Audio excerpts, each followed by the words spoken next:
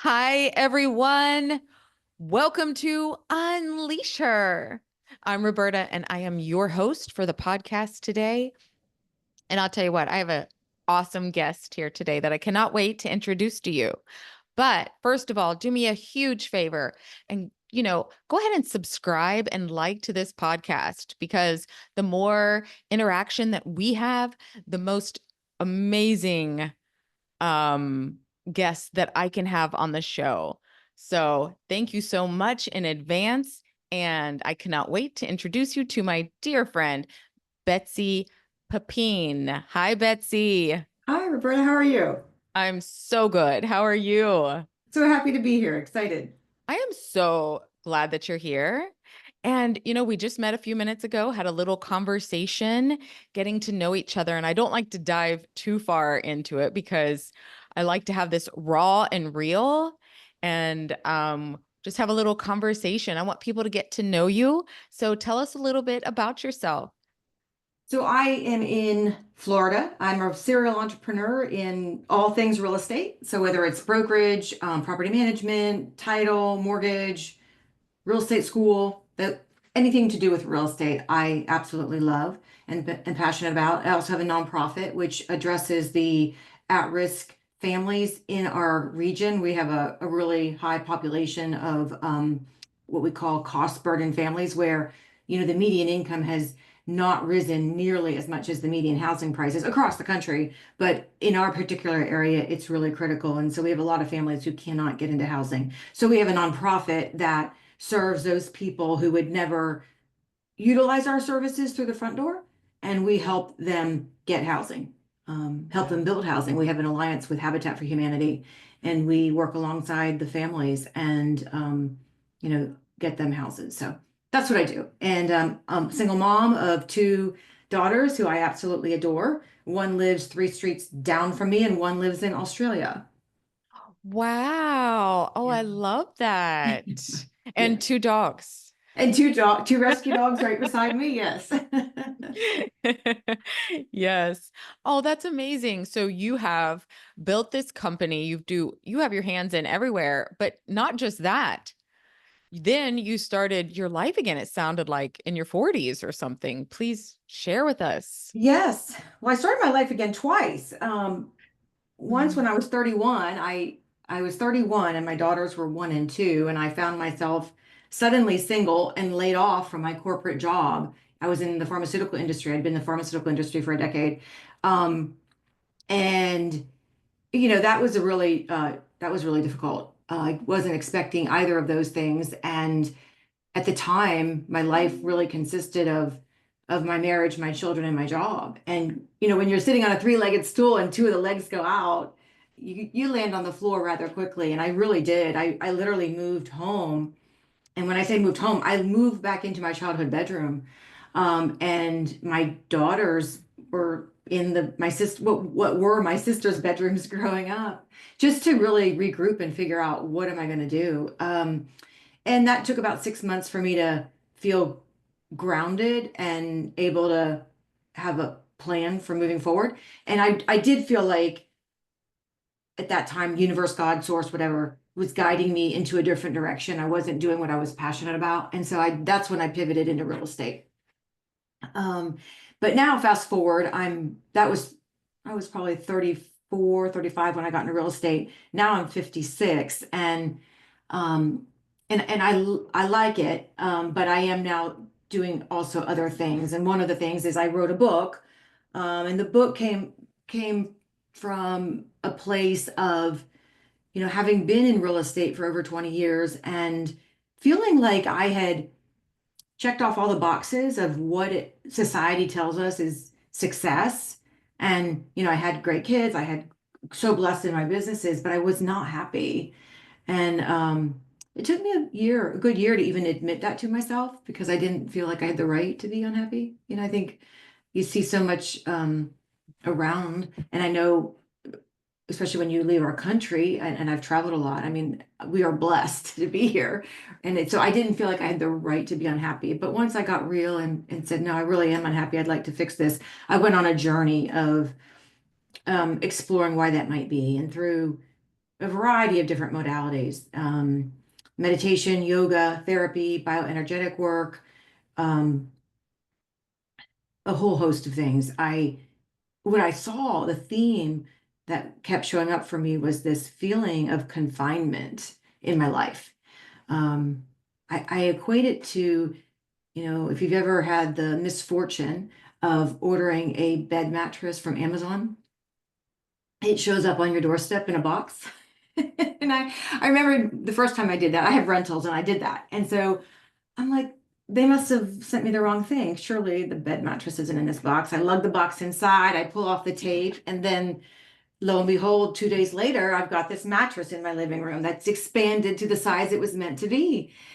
But I felt like I was that mattress in that box and, so confined by what society, my family of origin, my gender, my industry, my religion, just, I mean, in myself. I mean, I'm not a victim. I mean, just we get it from so many different sources. And I just felt like I wasn't me. I was just conforming to what I thought I was supposed to be.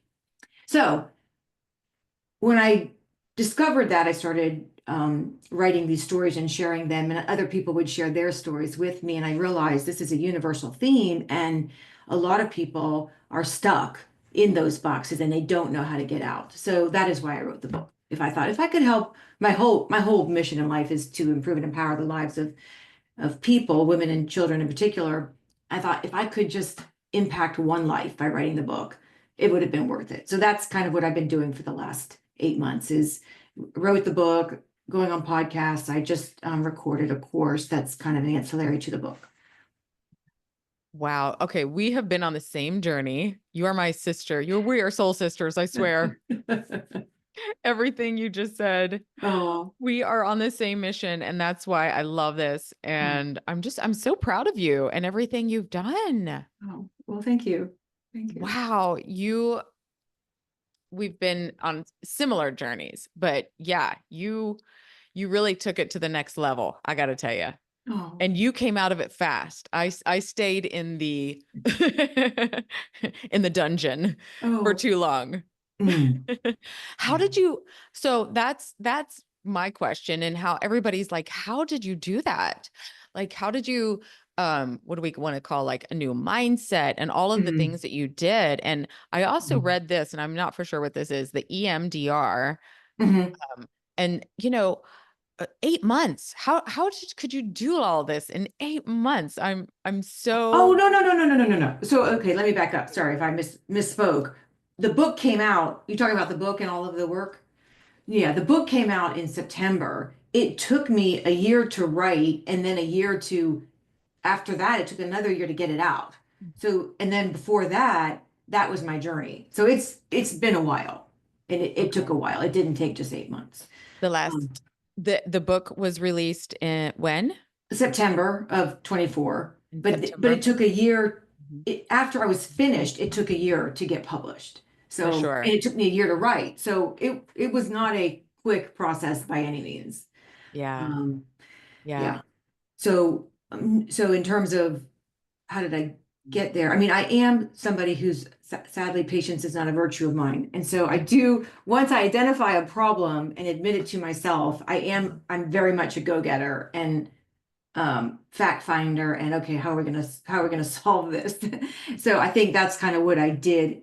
Yeah, I do that in my business life, and I think I did that in my personal life. Is just I kind of did that when I was in my 30s. Like how do you build a life? That was my journey then, because nobody really teaches you how to build a life. It's so interesting to me. We have all this schooling, and it's nobody teaches you how to build a life.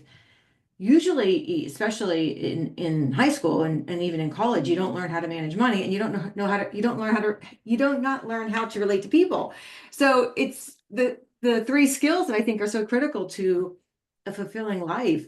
Our formal educational system is void of. So I've just kind of attack it on my own through just reading, and I did go to therapy this past time to help me because I get coached a lot in my business. Well, I need a coach in my life. Why not? Why do I have to reinvent the wheel? Surely these therapists can help me uncover things more Yes. quickly. So. Yes, exactly. Same here. Yeah. We do so much professional education. And when you bring that together with that personal development, well, you're Mhm. unstoppable. Yeah, exactly. Exactly. And we're the same age. Oh, okay. And Nice. so do you I say I'm just getting started. That's what I feel like. People are retiring. I'm like, I feel like I have literally just started. Yeah, that's funny. Yes, there's so yeah, because once you write the book and start doing things, you're like, oh, now Mhm. I want to do this and Mhm. that and Mhm. everything else. And so yeah, so what about you? Like, now you've got the book and you're working on helping others and Mhm. mentoring and coaching others, Mhm. right? Yes, yes, that's my passion. Even in my business, I mean, I'm in the business of real estate, but I'm not. I'm really in the business of helping people, and that's like my mission is to improve and empower lives.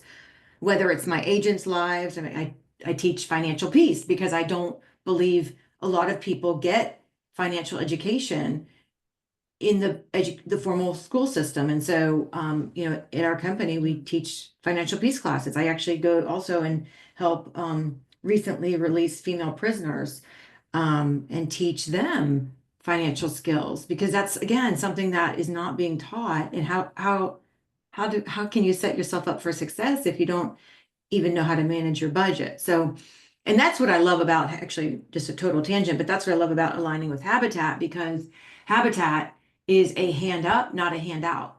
And so for these cost burden families to get a home, they have to buy the home. It's not we're not giving them a home. They have to purchase it. They also have to work 240 hours helping us build the house. And they have to go through education on how to manage a household budget, how to maintain a home, like repairs and maintenance wise, because most of them have never owned a home. And so we really are teeing them up for success. And so that's what I'm trying to do in my life.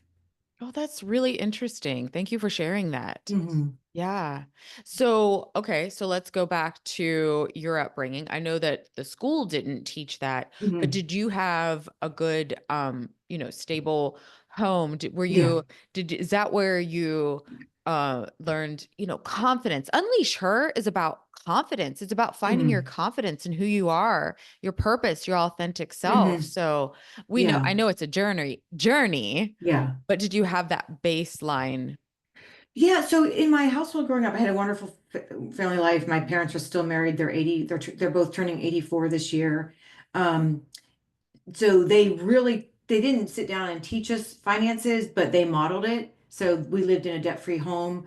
I thought we grew up poor. I really did because they would always, sit down and say, "Hey, money's tight, money's tight." Now I look back and I'm like, "Oh, we were fine," but I didn't. We lived very under our means, and now I appreciate that because that's how I live, and I don't. I'm very blessed. I don't have to worry about money because I do live below my means, and it's just how I've always been. That was how I was raised, and that's how I've lived. So that's kind of where that came from. The confidence, it's interesting because in my home, confidence was high. I'm one of three girls, and I think that helped. I really do because there was no like gender issues. I mean, it wasn't like the guy mows the lawn and the women clean the house. I mean, we kids did everything. We did the lawn and the house. So we were just brought up to believe that we could do, and my parents would say, you can do whatever you set your mind to. And I remember my mom, there was a poster in the hallway at the stairwell. We had a two-story house, and at the top of the stairwell, there was a poster my whole childhood that there was a girl that looked like us. My sisters and I are all brunettes. And it looked just like us. It wasn't, but it was a girl, and on the top it just said, "I believe in me." And I saw that poster 10 times a day going up and down the stairs. And that and being in the house that I was in, it just was a given. But I feel like where, you don't get everything. And so I feel like where we struggled is um, high self-confidence, low self-worth. Ooh. So, and that's what I've really worked on. And my parents meant well, they're great. They really wanted the best for us, but they weren't modeled that in their own childhoods, but all about managing your emotions and respecting your emotions, and they count. I was in a very cerebral home where it's what do you think? what do the facts tell you? Emotions are unreliable, they're fleeing, they're wrong. Don't say that. That's the wrong way to feel. Go to your room. So I really, as an adult, struggled with even honestly recognizing what I was feeling because I was so used to bypassing negative emotions and just go to, okay, Betsy, what do the facts tell you? And that's been a whole journey in and of itself, is really getting in touch with that side of me and just feeling um, self-worth. Just I don't have to do, it's not based on anything I produce, but that I'm worthy just by being here. Yeah. And so how about your daughters? You've passed that along. Yeah. Well, I learned all this after they had left the house, which really was sad to me. I mean, I was so upset because I'm like, oh my gosh. Now I was very good about the I didn't care what they produced. Like that was that part. I remember the girls were in kindergarten and first grade, and I had said to myself, what is the goal here? The parenting goal. And for me, it was I wanted independent, um, independent children who were happy with their life and that were positive impact in society. But I didn't care about grades. I didn't care about them looking perfect. Like my one daughter, I said I'm not going to fight the whole attire battle. So I let them dress themselves from the time they were born. I mean, till the time they could choose clothing. My kids looked, ridiculous at times. Two different pairs of shoes, princess dresses to school. My one daughter wore a tiara for an entire year, and mothers would look at me. But I'm so glad because they have like the one that my one daughter, she was a seamstress. She, was in fashion design. She went to the Parsons School up in New York. Like that's how she expressed herself. And had I been like, no, you have to wear this and this and this, because my mother told us what we were wearing, that would have just squelched her creativity. So I didn't do that. What I didn't do as well though is I didn't understand the importance of feelings. And so we never talked about them because I didn't have that skill yet.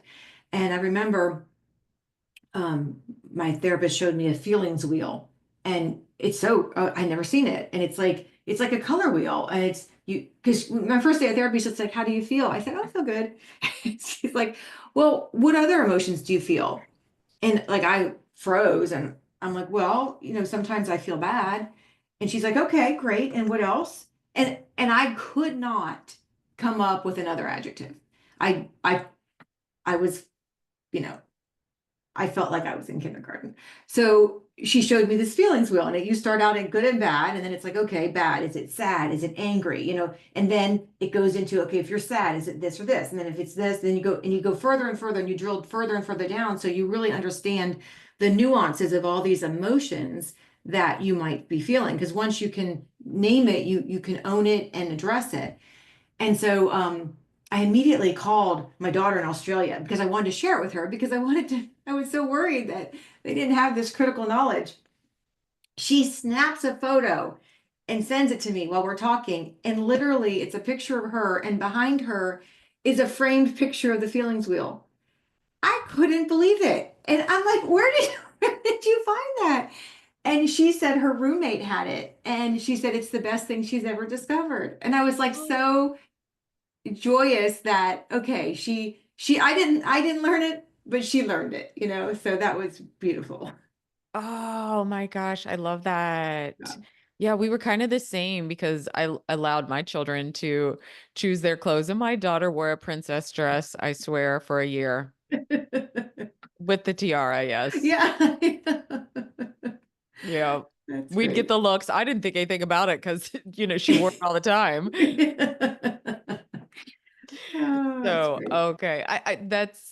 This is amazing. And I, so this led to, how did you have the idea? Like, I'm going to write a book.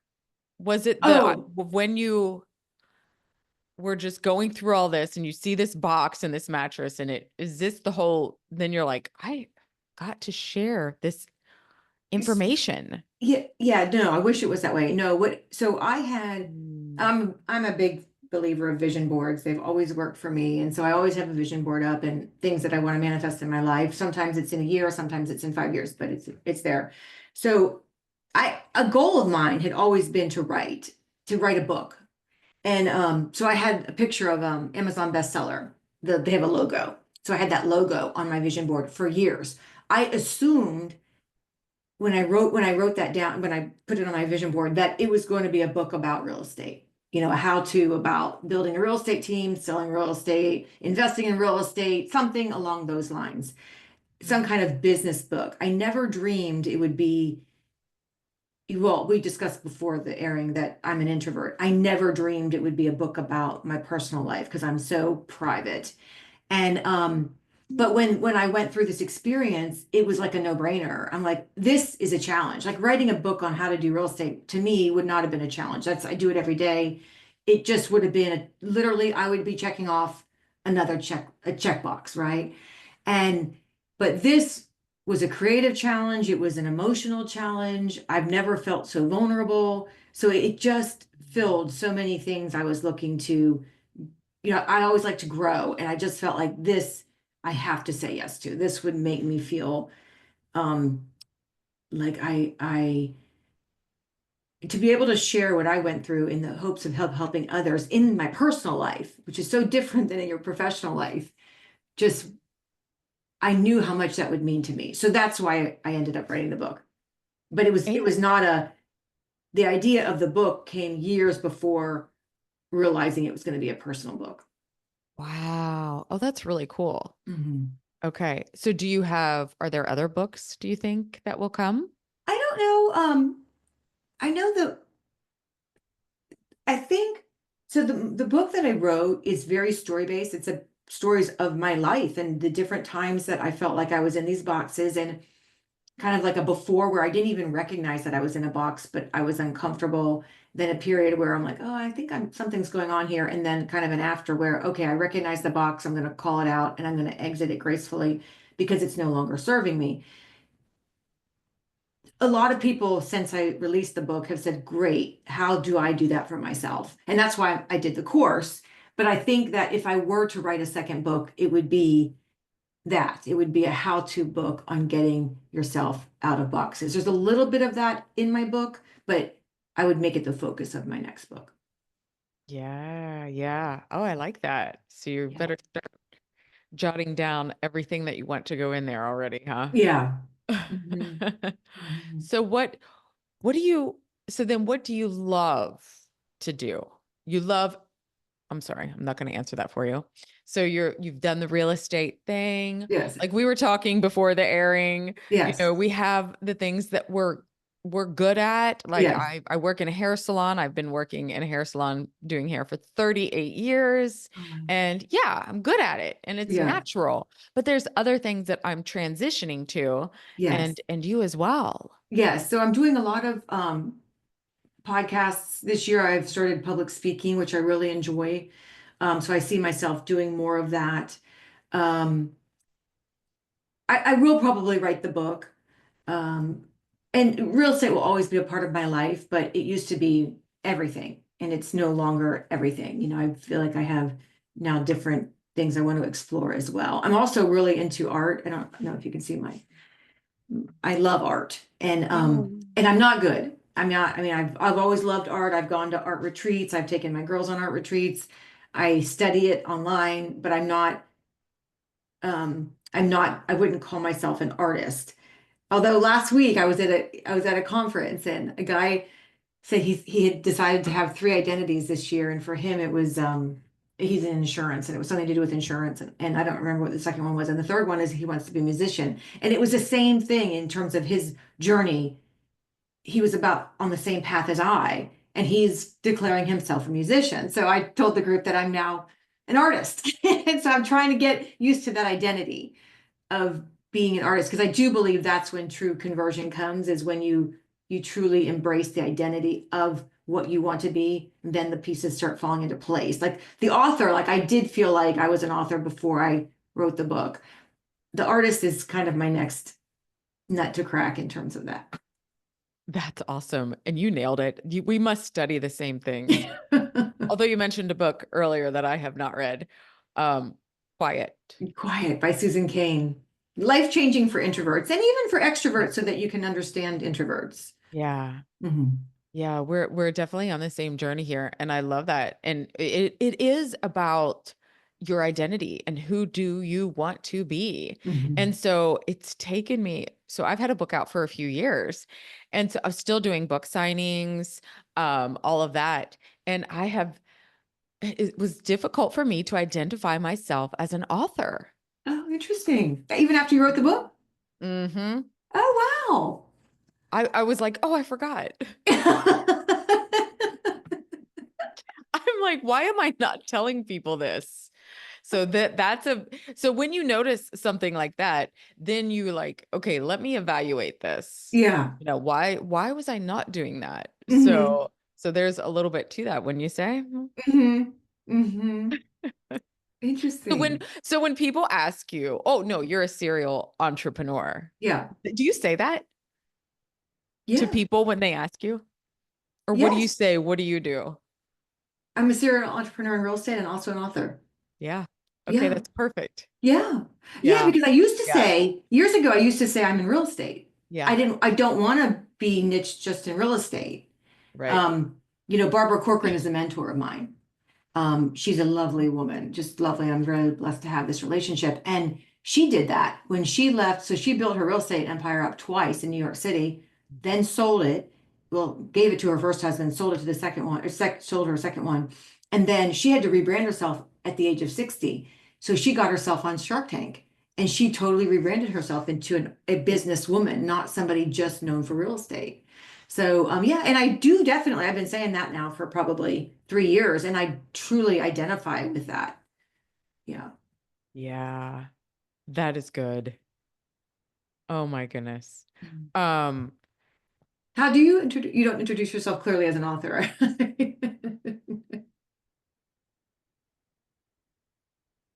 I lost sound. Roberta, I lost sound.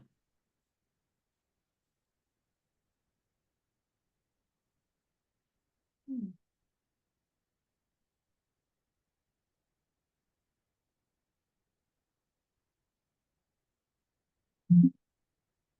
I can't, can you hear me? Yeah, you suddenly went out.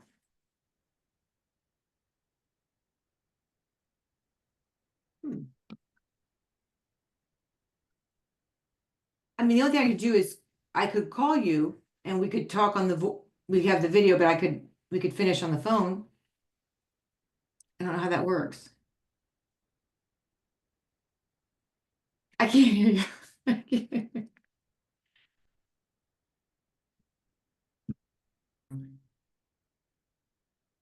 yeah, so little glitch in the microphone there. No big deal. It's raw and real here.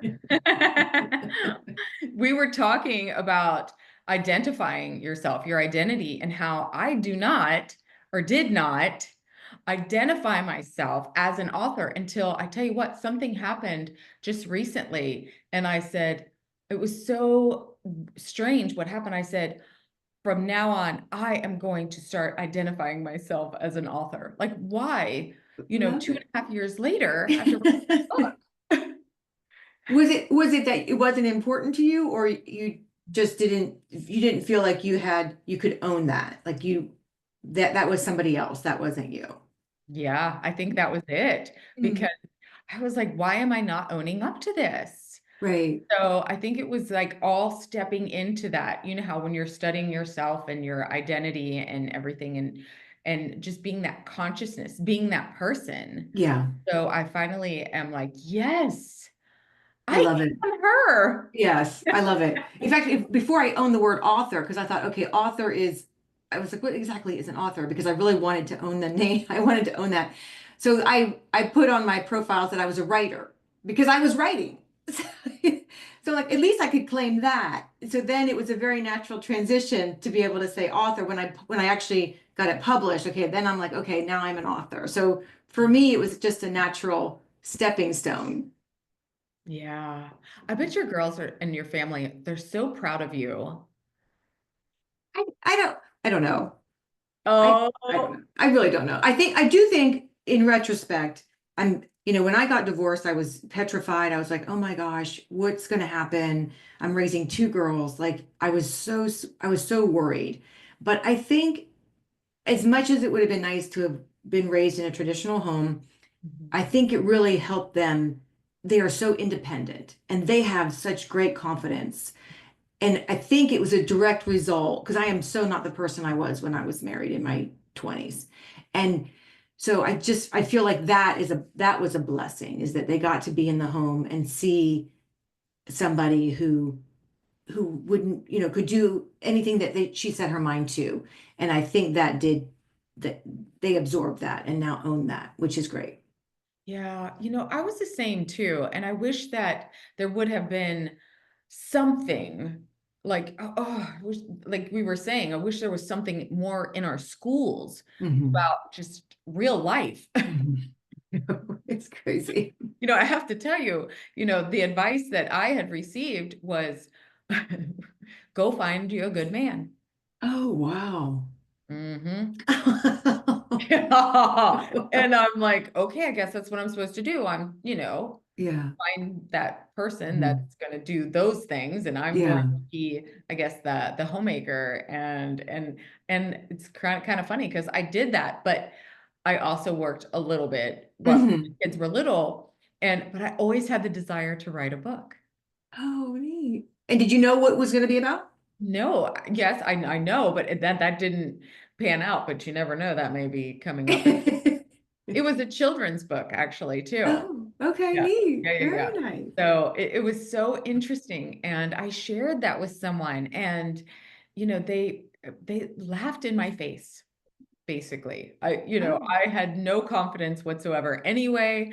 And so this time around, even writing a book, people were like, do the people still read books? And Oh my gosh. I was like, what? Okay. And this is when you say, Betsy, I need to talk to some different people. I Yes. need different people in Yes. my tribe, Yeah. right? Yeah. So is that one thing that you've had to do too, is just take a look at who am I surrounded by? Are they Yeah. encouraging me or? Yeah. So another great book is Dr. Henry McLeod's Necessary Endings. And it talks about um, so whenever we move outside of a box, and I mean he doesn't talk about this, but I believe whenever we move outside a box, you're going to ruffle feathers. Change, people are uncomfortable with change. They don't, people are threatened by it, they don't approve of it, they don't agree with it, whatever.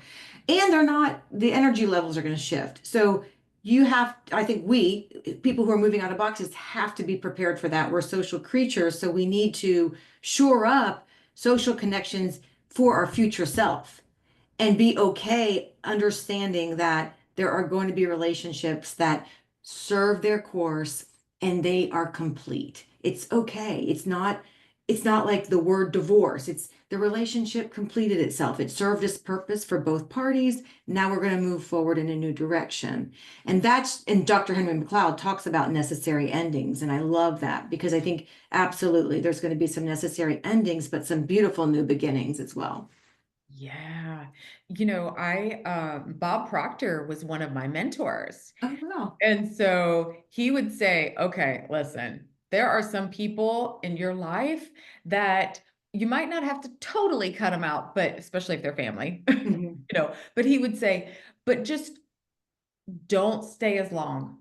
I like that. But, if it's starting to weigh Right, you down and you right, don't feel inspired, then you just don't spend as much time with those people. right. Love it. Yeah, set some Yeah. boundaries. Yeah, love it. Yes, exactly. Aw. Well, thank you so much for being on here today and sharing everything with Oh, us. my pleasure.